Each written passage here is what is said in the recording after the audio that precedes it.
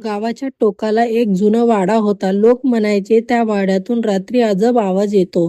कोणी धाडस करत नसे. एका मध्यरात्री रोहन नावाचा तरुण आपल्या आईच्या औषधासाठी गावात निघाला. अचानक पाऊस आला आणि त्याला पायाखाली वाड्याचा दरवाजा दणकन उघडला. क्षणभर तो घाबरला, पण त्या पुढच्या क्षणी त्याला आतून बाळाच्या रडण्याचा आवाज ऐकू आला. ते बाळ उठून आलं. त्याने विचार केला की तो धावत आला होता. अंधारात एक झोपाळा हलताना दिसला. त्याला खरोखरच बाळ होतं. रोहनने जवळ जाऊन ते उचललं, पण पुढच्या क्षणी बाळ अचानक धुरात बदललेलं. तो मागे वळला, पण दरवाजाच्या एक वृद्धा उभी होती. तिच्या डोळ्यातून अश्रू वाहत होते. की वृद्धा हळू आवाजात म्हणाली की मी या गावाची रखवालदार आहे.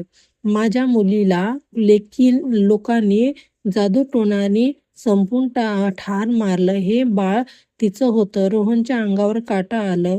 वृद्धा पुढे म्हणाली की माझ्या गोष्टीचं सत्य लोकांपर्यंत पोचव, अन्यथा गाव कधीही शांत होणार नाही. त्या दिवशी रोहनने ठरवले की अंधार कितीही गडद असो, पण सत्याचा दिवा विझू द्यायचा नाही. नैतिकता. सत्य लपवलं तर भीती वाटते, पण सत्य उघडलं तर शांतता मिळते.